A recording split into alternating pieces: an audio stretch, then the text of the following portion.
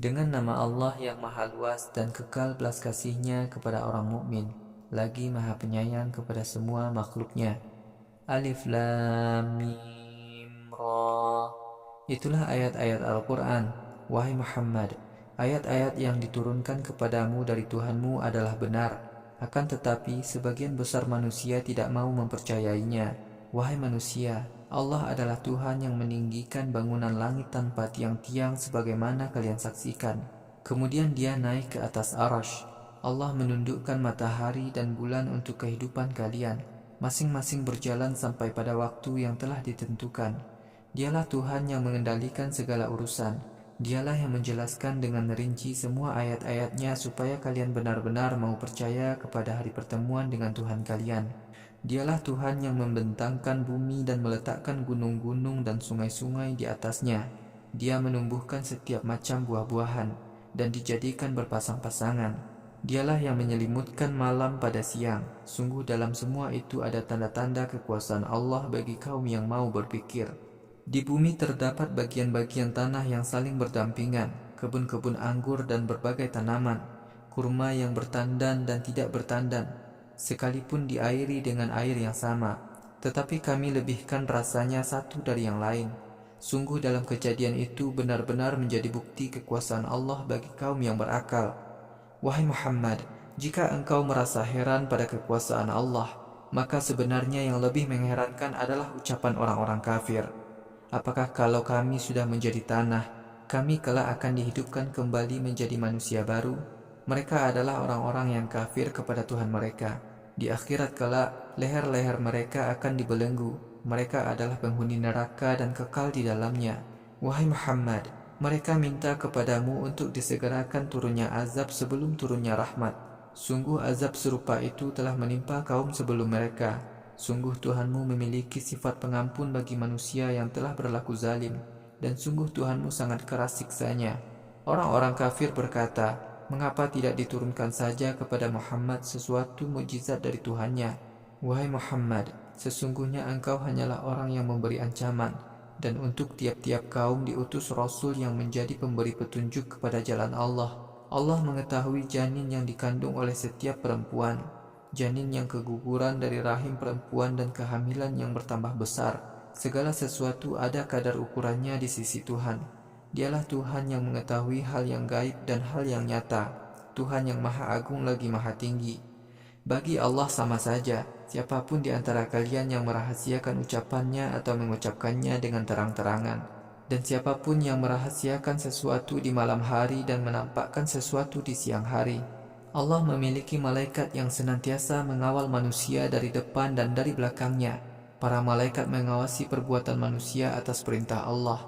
Sesungguhnya Allah tidak akan mencabut nikmat yang diberikan kepada suatu kaum, kecuali kaum itu merusaknya sendiri dengan cara berbuat dosa.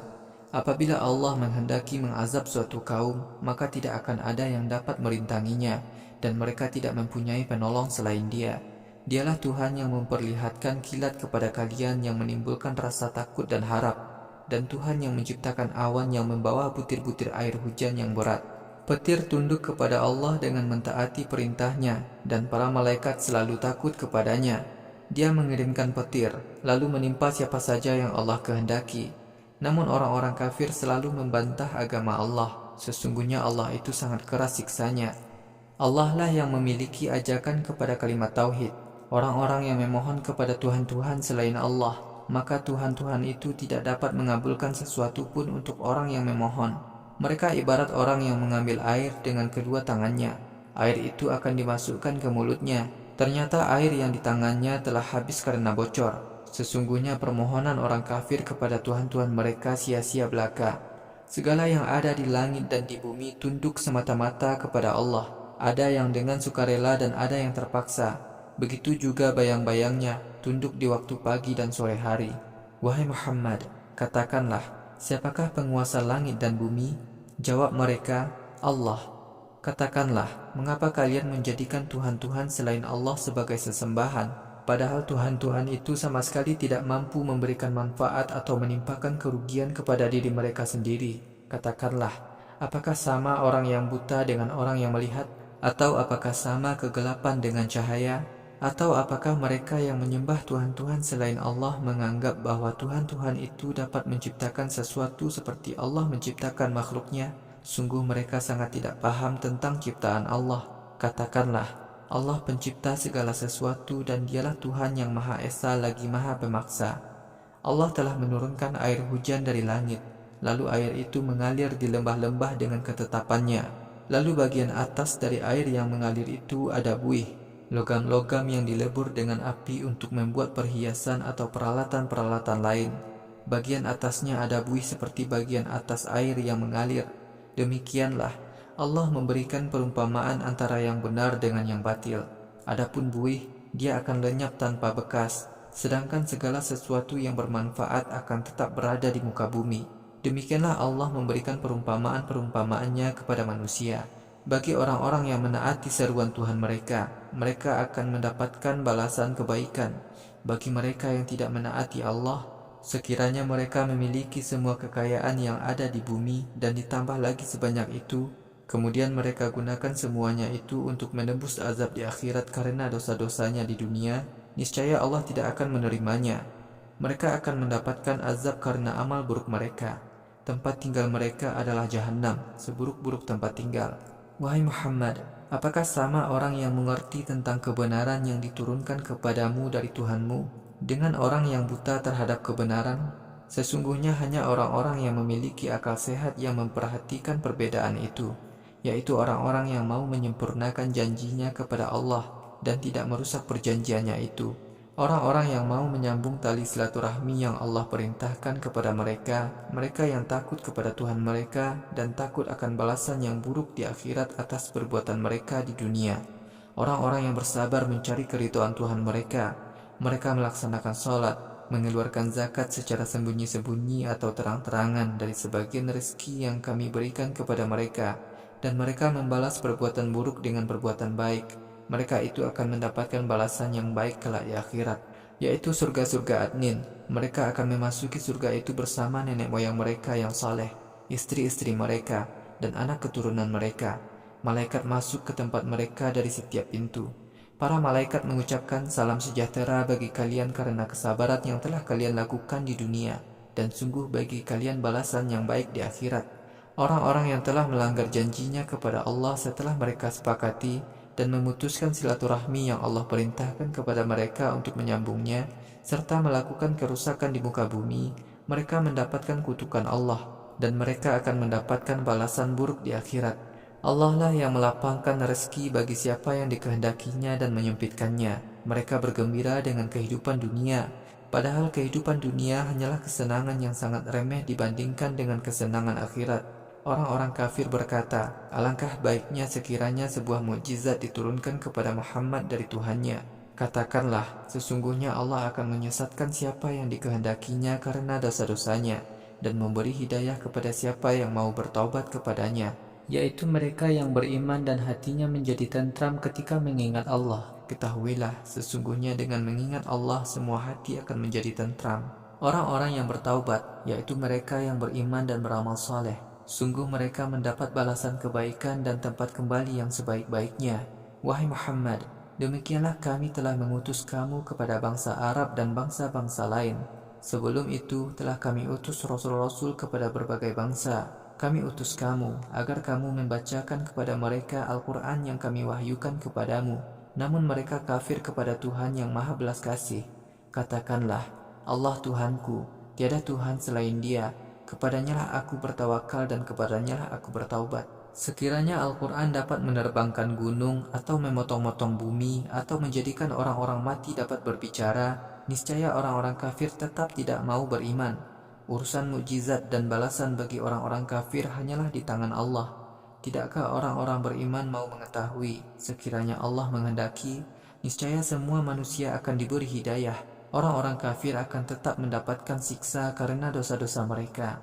Atau sebentar lagi mereka akan tertimpa bencana sampai kelak datang azab Allah pada hari kiamat. Sungguh Allah tidak menyalahi janjinya.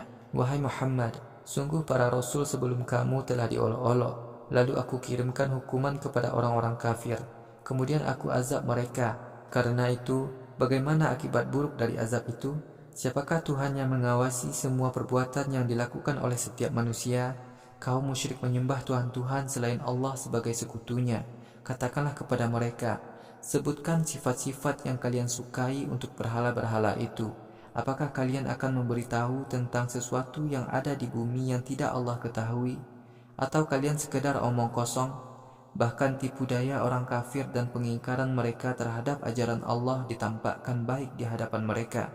Siapa saja yang Allah sesatkan karena dosa-dosanya, maka ia tidak akan menemukan seseorang yang dapat memberi petunjuk. Mereka akan mendapatkan azab dalam kehidupan dunia dan azab akhirat yang lebih berat.